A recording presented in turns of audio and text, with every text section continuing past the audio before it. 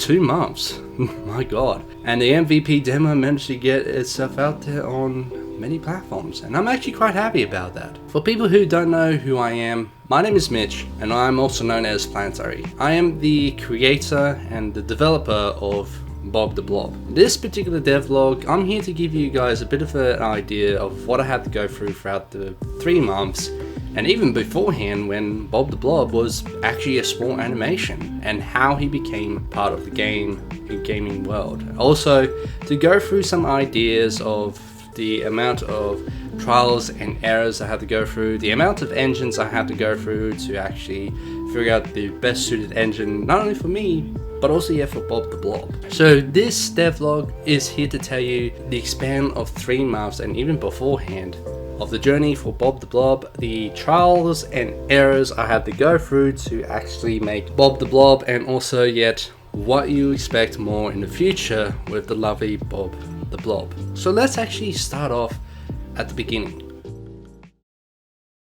See, the journey for Bob the Blob was last year in the midst of 2023, and most people will actually know who he is because I actually posted him up there on Twitter and Instagram, because it was actually supposed to be an art challenge for myself because I love pixel art. I had to learn how to do pixel art back then, and the first thing that came to mind when I was looking over at the pixel art is, what haven't I had learned yet that could actually be more beneficial for me to actually learn how to use and make sure it works in the game engine scene. And the only thing that I haven't tried out and haven't worked entirely was actually tile sets. Tile sets was actually something that I had to learn and something that I had to do, and I decided to start off small with it being an 8x8 grid, so 32 by 32, 8 by 8, or 24 by 24 with the 8 by 8 grid, to actually make lands, dirt, grass, the whole thing, you name it. And after that, I've actually decided to expand the canvas to work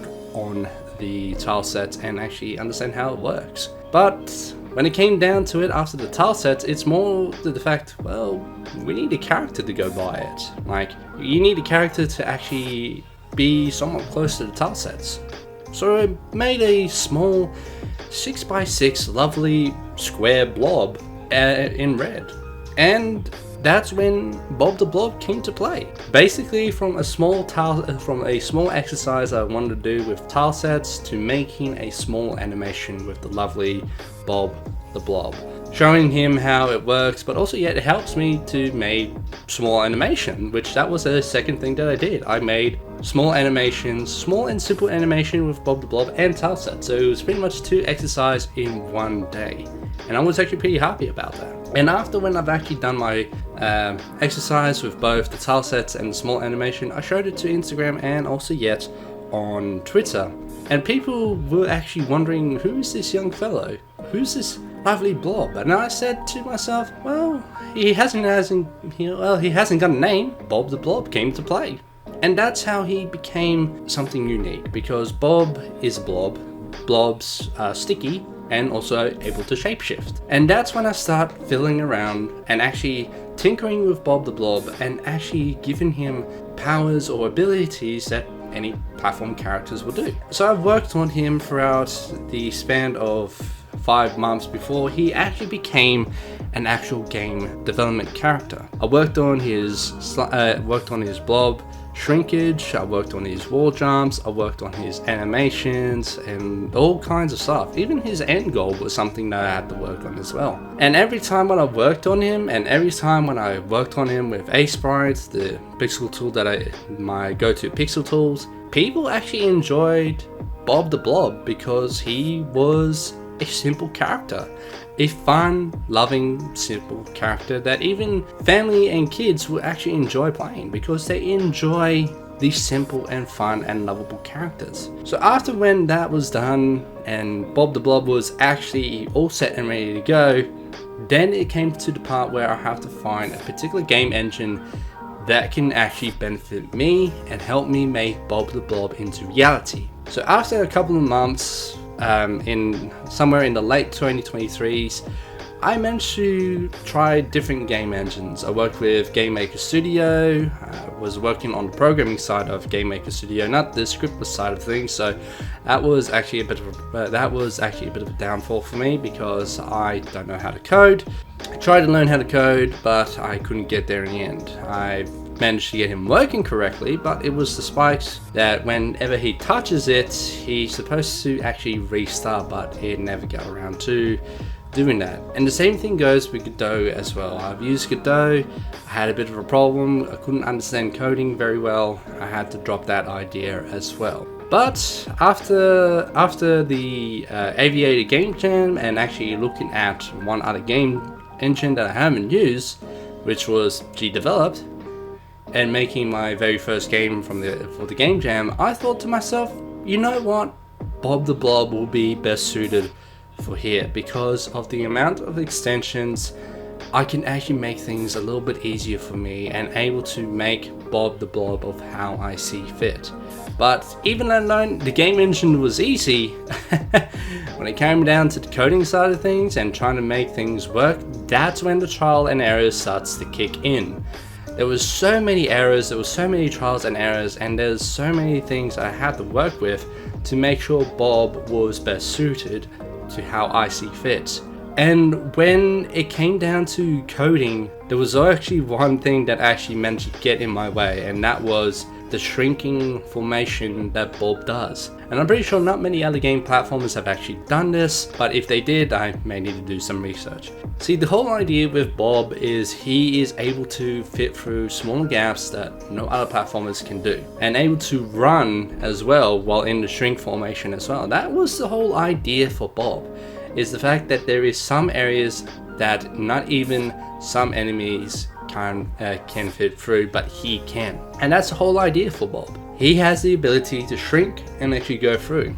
And that was the main challenge for myself, was figuring out a way to switch states, because Bob has two states. He has his normal states where he can actually jump, he can actually attack, he can do whatever he wants. But when he goes into shrink format, he can't jump. He can actually run far, he can actually fit through smaller gaps. But when he's in his shrinking format, he cannot jump. And that's when it came down to trial and errors, and one of them, even though I managed to get there in the end, but it wasn't the right way of doing it. I managed to have the shrinking state working fine, but it was coming down to just holding the button to make him work. But after so many trials and errors and understanding that probably it has to do with the animations of how to the animation side of things for Bob, that's when I start to think outside the box and tweak some things a bit, like saying if Bob was in the shrink form, he can only do this, and if he's out of the shrink form, he can do this. But I had to do but another thing that I had to do was actually add a counter whenever the person hits a particular button, which in that case for keyboards it was the K button, and for controllers being the X button, it had to have a counter. So every time when this particular button is pressed, it goes up one, and whenever it goes up one again, it resets back to 0. So after so many trials and errors, and after learning that from the pause menu, Bob was able to shrink down to his format, but there was still a lot of trial and errors that I had to work with. And there were so many things that I have actually noticed and even give me a bit of a giggle, is the fact that Bob is able to clip through the ground without a single problem. Clip through the ground and is unable to get out. And another thing that I had to learn as well was also learn how to use a different program called Tiled, T-I-L-E-D, and actually work with it there. And from my previous mistakes that I did before with through time using all the grounds, I decided to actually look at the program of Tiles and actually understand how to make it have its own hitbox, have its own scanning box. And after one search and one video later, I turned from this, where all the ground blocks was all over the place, it was a heap of mess. I changed it into something that was so easy, so clean, so precise, and actually works pretty well. And it actually does work pretty well, and it is pretty good. But when it came down to the last part of the level, being the boss, and when it comes down to enemies, some enemies were actually easy to work with.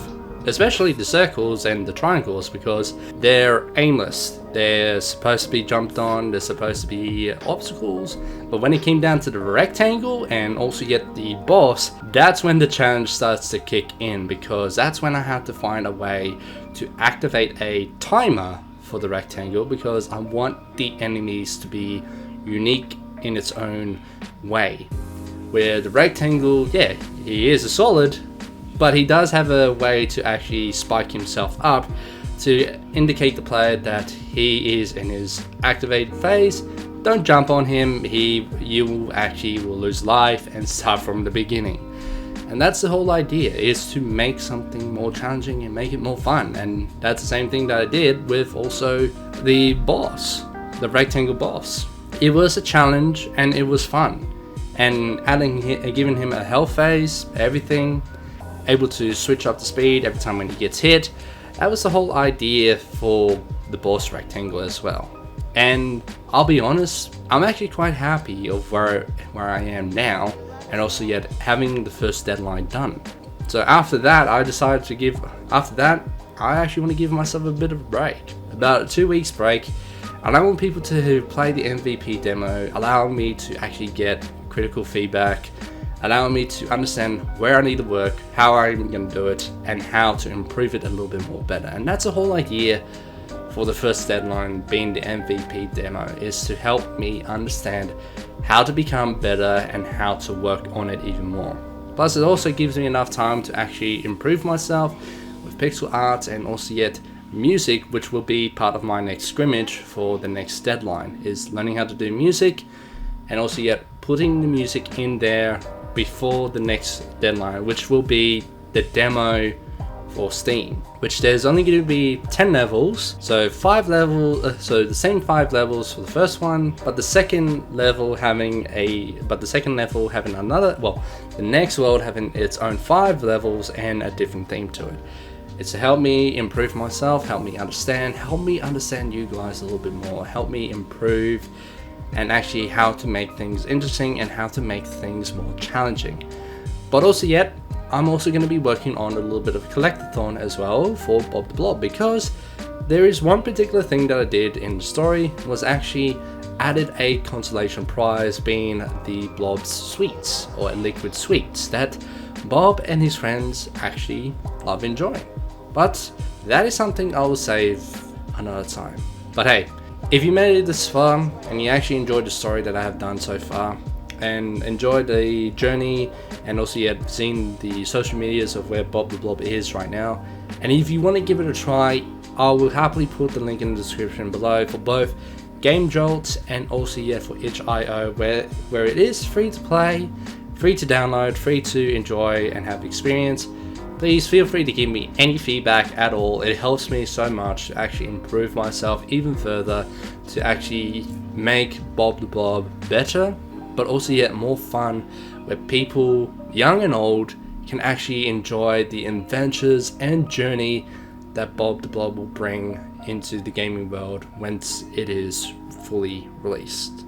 But if you want to keep up to date and you want to see the updates that I do, I'll happily put down the social medias as well, both for Instagram and Twitter as well, and also even on TikTok, because that's where I post them as well.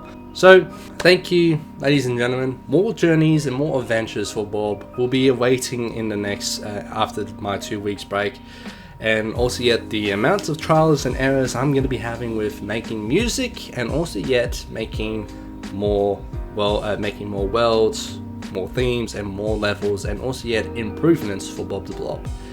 So thank you for watching, ladies and gentlemen. Thank you for sticking around for the devlog, and hopefully I'll see you guys in the next devlog.